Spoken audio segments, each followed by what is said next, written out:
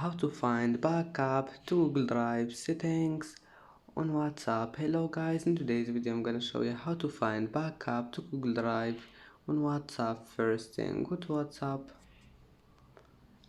and then click these 3 points in the top, and now click settings, and here we'll find chats,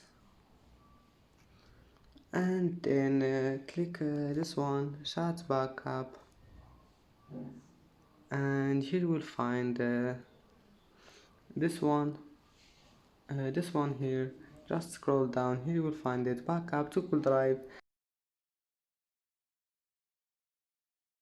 And that's it for today's video. If you like this video, don't forget like and subscribe, and thank you for watching this video until the end.